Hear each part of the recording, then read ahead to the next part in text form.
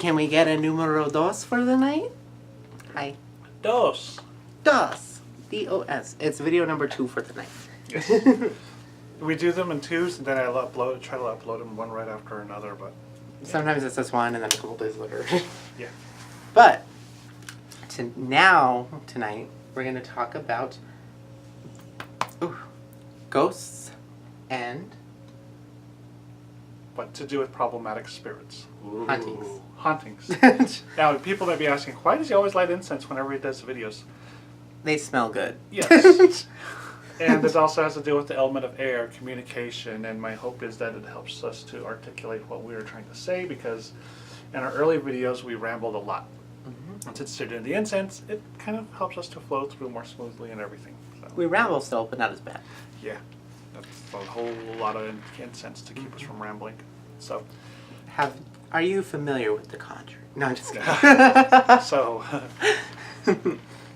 again, hey everybody. Hello. Thank you for subscribing, liking, and watching our videos. It's very much appreciated. And we appreciate the suggestions. Yes. Sometimes we don't know what to talk about. That could help people. Yeah.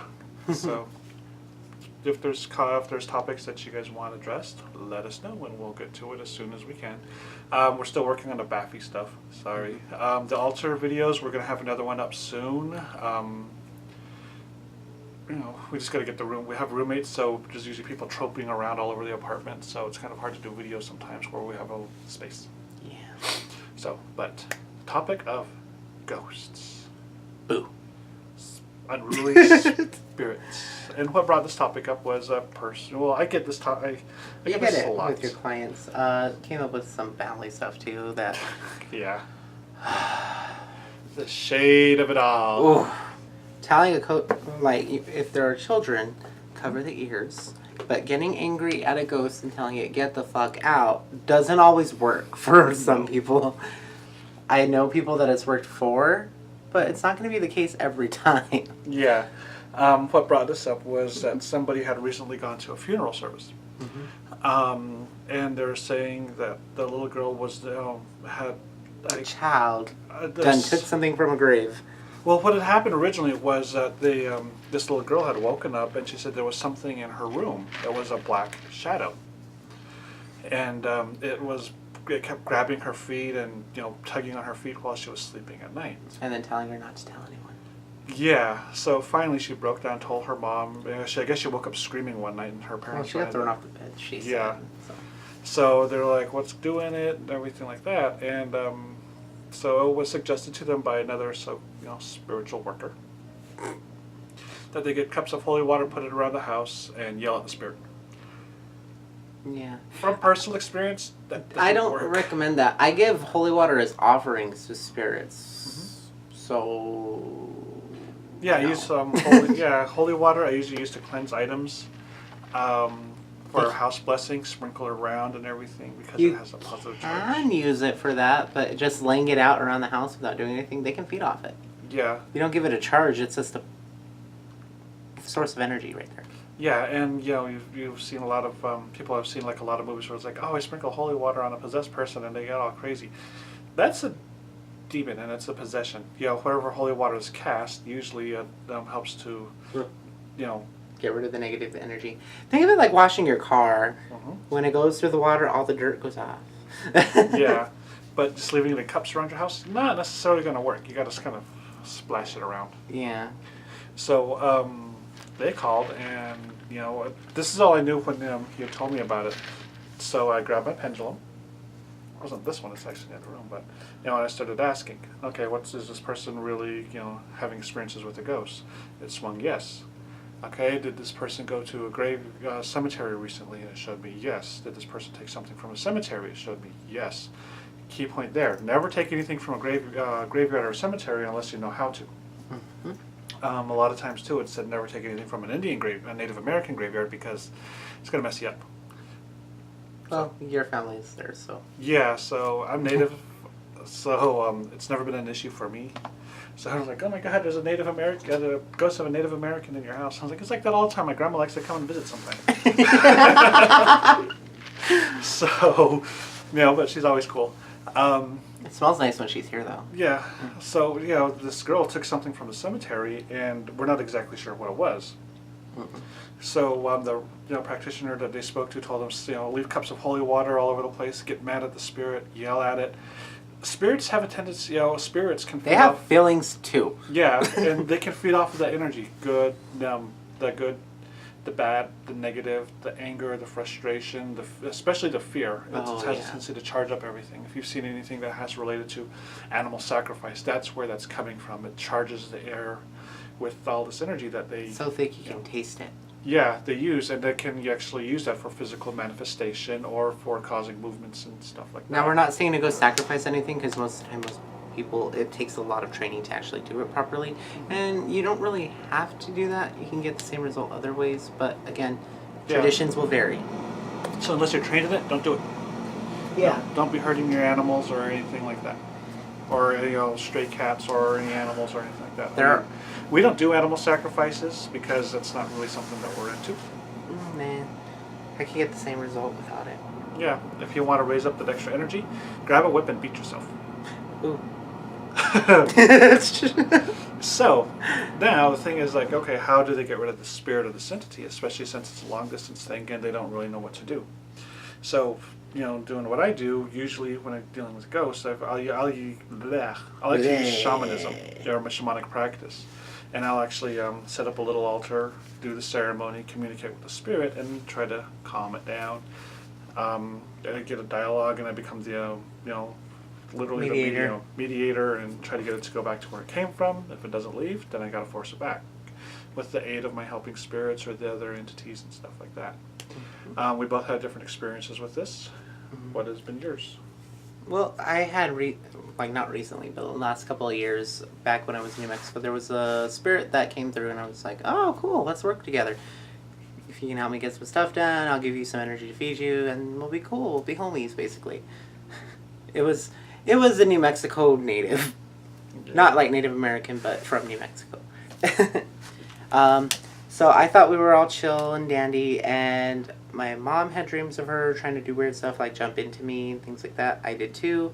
So I was speaking to another witch, and I'm not going to name drop or anything, but I had been given the advice on how to use charcoal and water to trap the spirit, and then I gave it my own spin because I also incorporated puppet magic with it and trapped the spirit within that.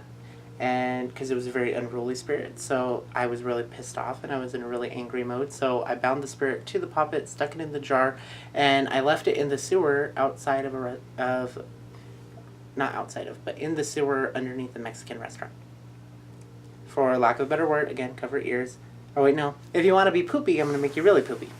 Yeah. There we go. Yeah, that's going to bring up some issues with people who are going to be like, oh my god, you just bound a spirit and it's stuck there for eternity. Not necessarily eternity. Yeah, as the material decays, the spirit eventually gets set free. Yeah.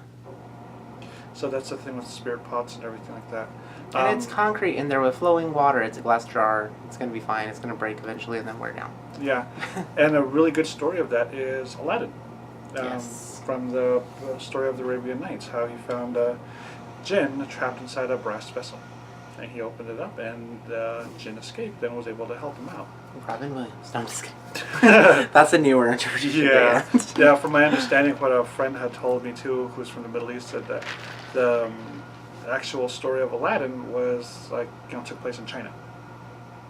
And Disney kind of took a lot of liberties with it. Mm-hmm. That's an interesting story. Robin Williams made a very pretty drag queen. Yes, he did. And the best place to find information on how to trap spirits or unruly spirits is, again, in the Key of Solomon. A lot of modern work draws from Key of Solomon. Yeah, the Greater Key and the Lesser Key of Solomon, the Book of the Goetia, other grimoires like the Heptameron, the Book of Abrasax is one that I like. And doesn't the Black Pullet go into that too, or no? The Black Pullet, I think, does. I can't remember. Yeah, but it has you sewing stuff on silk and takes a lot of very time. elaborate talismans that are hand stitched. Takes a long time. Yeah. So, about when dealing with unruly spirits, first off, try to determine what's really going on first. The way that I've always worked is I've had people like, oh my god, the door opened and closed and all this other stuff. And like, okay, well, let's see what's going on. Is there a lot of big trucks moving by your area? that could shake things around or cause things to move. Is there a subway? A train? Are there kids nearby who could be playing with this stuff? Is your cat running through at night? Yeah, and when you open the door and close the door is that when this happens, because it could have to do with air pressure in your home. It's not always something non-physical. Yeah, sometimes it's just, normal mundane stuff that's getting all crazy. Maybe you misplaced something and didn't realize it. The best way that I've seen with haunting cases is seeing shadow people or seeing shadows moving around. Strange phantom odors. And these are like, it's not always going to smell like trash or rotted meat. Sometimes it has different scents. I told you that Dorito smell wasn't always our feet. No, just kidding. When a friend of mine comes to visit, I can, or spirits come to visit, I can smell them. There's always a smell that's associated with them. If you've been around a person long enough, they develop a certain smell, or you start to notice the smell. When my grandmother shows up, I can smell her. As weird as it sounds, she wasn't a dirty person or anything like that, but she had a certain scent around her that I've always associated with her. Speaking of working with the dead, whenever Santissima Muerte comes through with information, she's like, hey, you guys aren't listening. The apartment from the closet to the living room smells like a mix of roses and siete machos. It does. It trips me out. I'm like, what in the world? Some of the entities that I work with too, like I'll do regular offerings of different incense to them. And if I haven't been, done them in a while, all of a sudden I'll smell it. It was like, okay, this is a sign from the spirits or whoever I'm working with. Other things are having like nightmares of, seeing a person. Recently, I had a friend of the family who passed away, and she'd been trying to get a hold of her mom because her mom's going through a lot of depression and everything still, which is understandable. And I have a dream of the mother, and I have in the dream, the daughter who passed, called me on my phone, and I was like, hello, and she's like, I'm trying to get a hold of my mom. Can you find her for me? Because I don't know where she's at, blah, blah, blah. And so I'm like, okay, that's a sign. She's trying to get a message over when I need to try to contact her soon. So, those are some simple things when working with ghosts, or, if you have to deal with ghosts and spirits.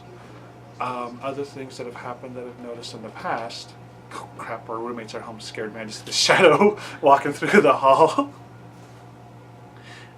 Yeah, I'm kind of wired right now. I scare him too. Yes.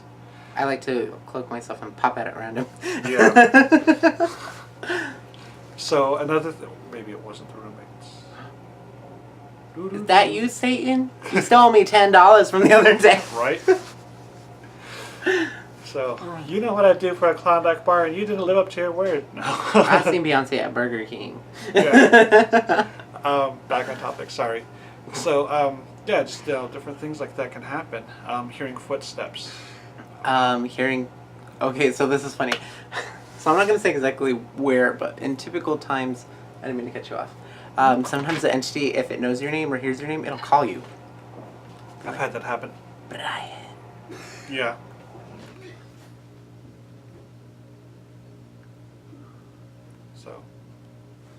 So sometimes they'll do it and they'll mess with you. I know at work there's a ghost and it likes to call everyone else. With me it doesn't really do it because I guess I don't get scared. Yeah. So I'm just like...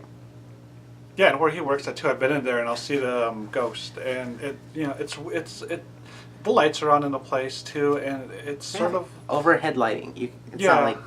It's the best way I could describe it is like looking through a drop of water that's moving, and it's a humanoid form.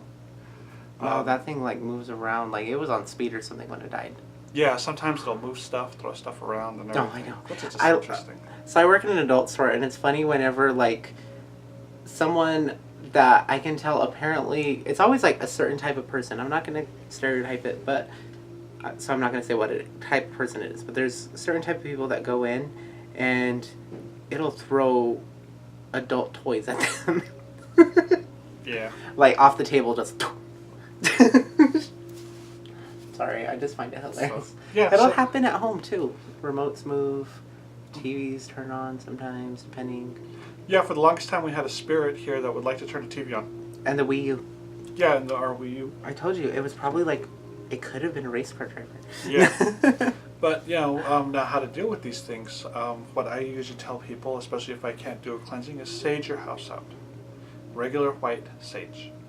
burn it, carry it around the house, get all the bad, funkiness out. When you sage, leave the door or window open a little bit.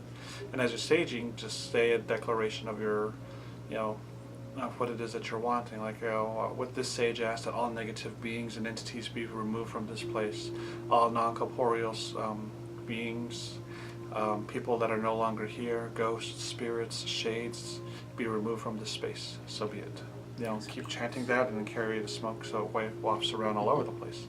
If you can't get to a particular room, or if somebody's allergic to sage, the next best thing is to use sage sprays. Yeah, that too. Yep, you can usually find those in New Age shops or metaphysical stores. That works really well. Consecrated water, holy water if you're using it properly. And after that, protect your house. You didn't just clean it for nothing. Yeah. And so, yeah, once you get the entity out, set up protection. Talismans, just like the homework that was given in the last one.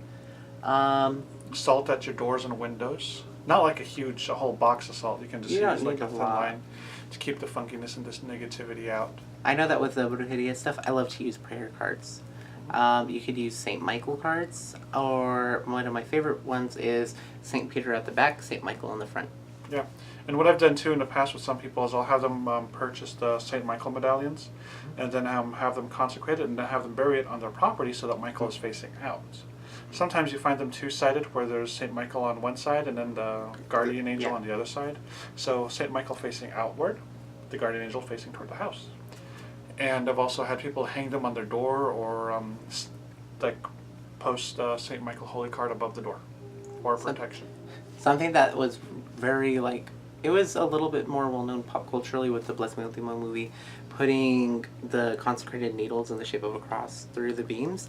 You can do that as well. We have a few different ones throughout the house.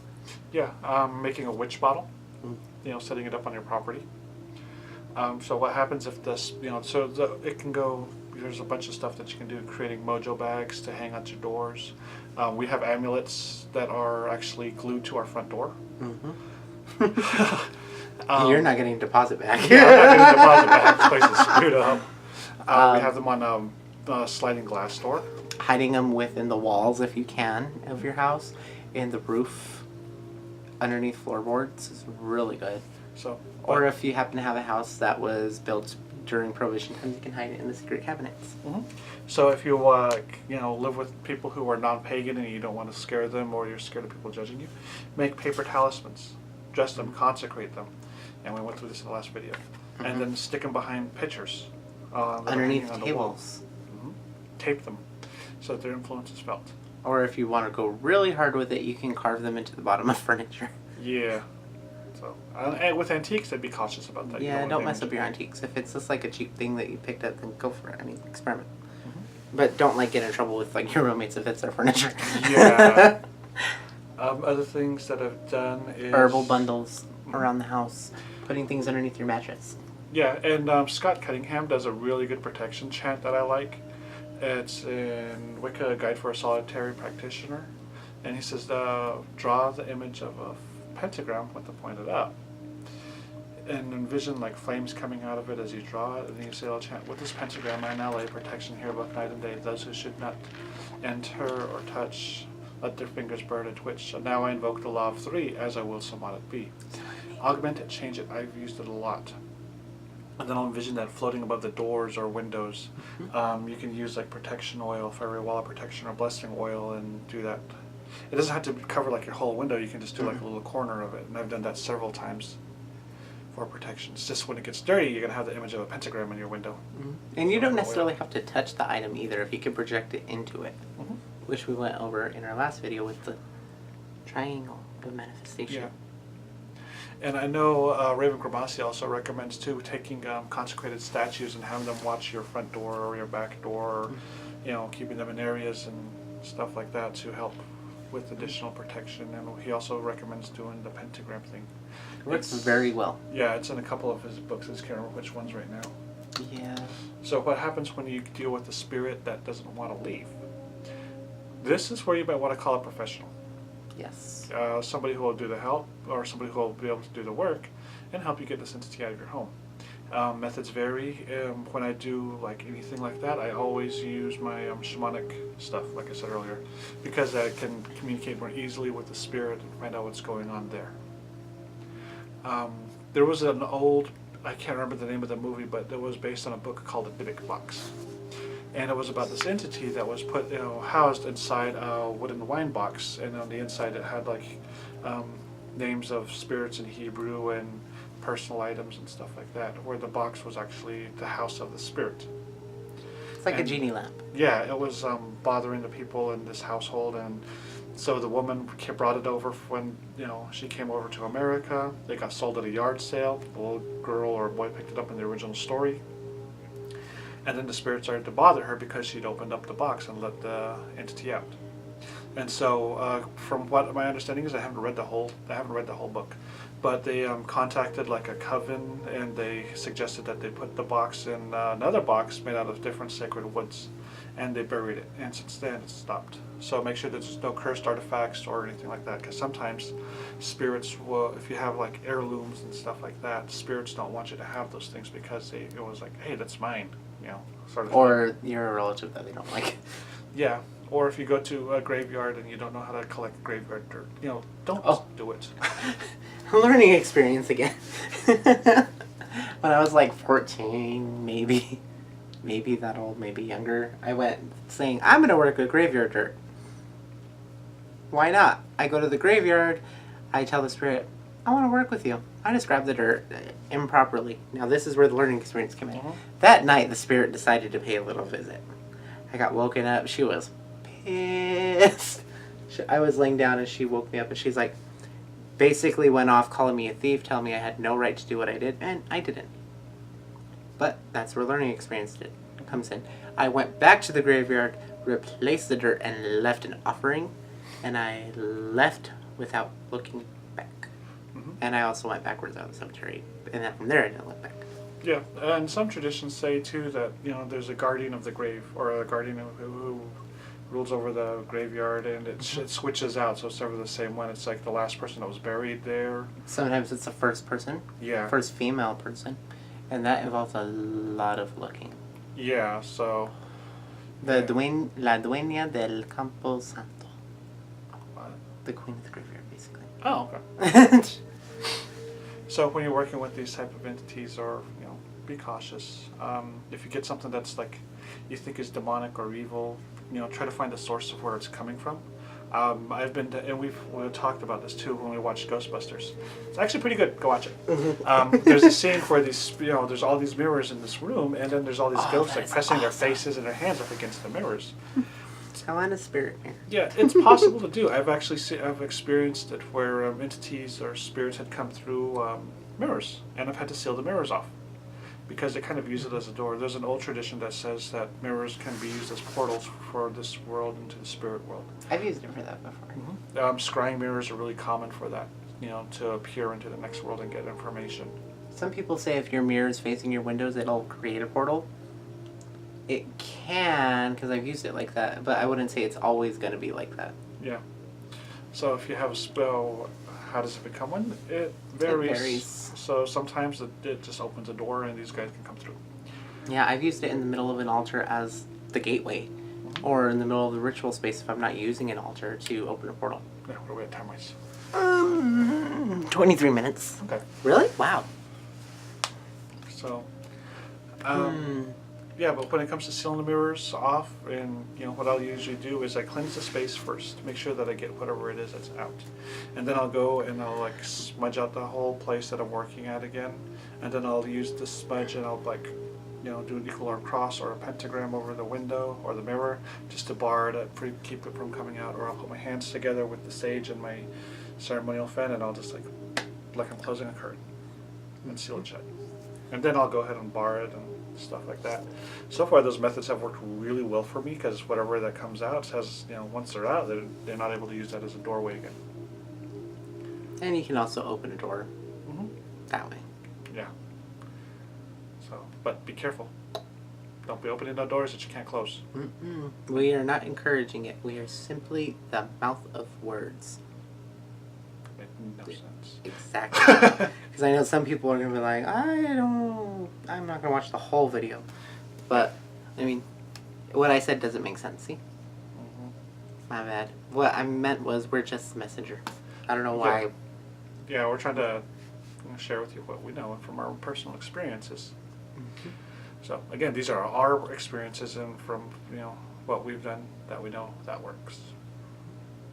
And these are tried methods that we use that I constantly use. So. Oh.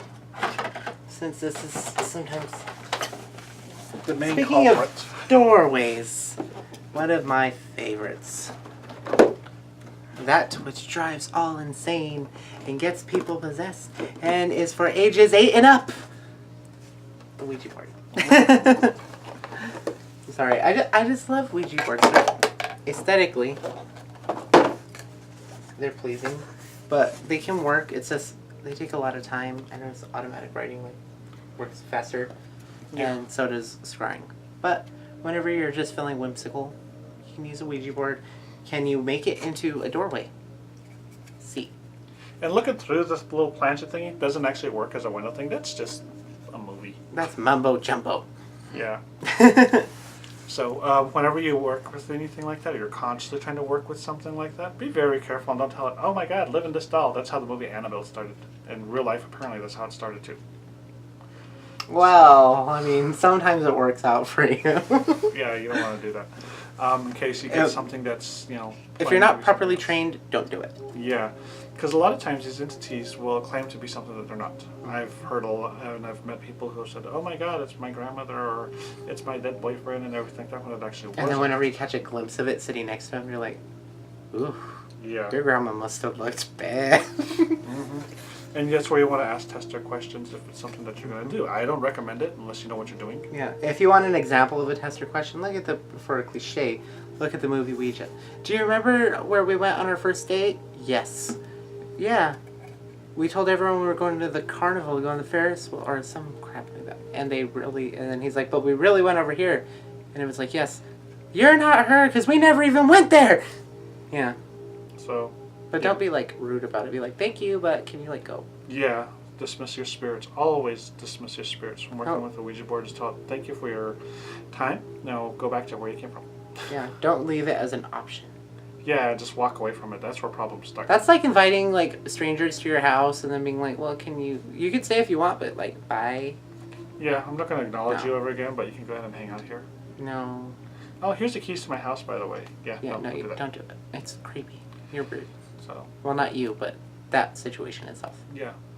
So I don't know if I have any more to say about this stuff. I don't really know what else that we can say about this. Yeah, without getting crossing lines. Yeah, so a lot of the stuff that we've learned that we do is very not public info. What was it from Season of the Witch? As a child, I was taught very specific spells and incantations, and I was sworn to secrecy. Mm-hmm. It's basically that. Sorry. Yeah. But if you do have any further questions that we can answer or help you with, don't be afraid. Yeah. It's better to have a question answered than be like, ooh, girl, what did they say? What can I do? Yeah, unless it's a couple of years after this and you don't see any more updates, we're probably no longer active, so it'd be awkward to ask a question. But I mean, if you want to, you can try maybe. Yeah, we might get back to you. Yeah. This is years down the road, not within the next few months or so. Yeah, definitely if you want to keep the channel going. But yeah, if you have any questions, comment, share, subscribe. Maybe someone you know has a question and we can help with it. Mm-hmm. We're just trying to help teach what we can. Yes. So, any questions? If you want to do a VR on what's been your experiences, we love hearing everyone's experiences. Yes. I feel that we can always learn from another's experience. Mm-hmm. Video responses are fun too. I know. I love hearing other people's experiences. Yeah. It's like ghost stories around the fire, but real. Oh yeah, and I got a bunch of them too. One of these days we just gotta sit here. One of these days I'll go ahead and just do a couple of stories with clients about some client work and some ghost stories and some scarier things that have happened in my practice. That would be fun. Yeah, putting spirits into dolls is hard. It's easier to make your own. Yeah. So, and we do have some new topics that are going to be coming up soon. Some stuff a little bit more advanced, like creating servitors, I've showed you a recent one before on camera. Yeah, Baphomet. She's fun. Yeah. A little bit more information on pop culture magic.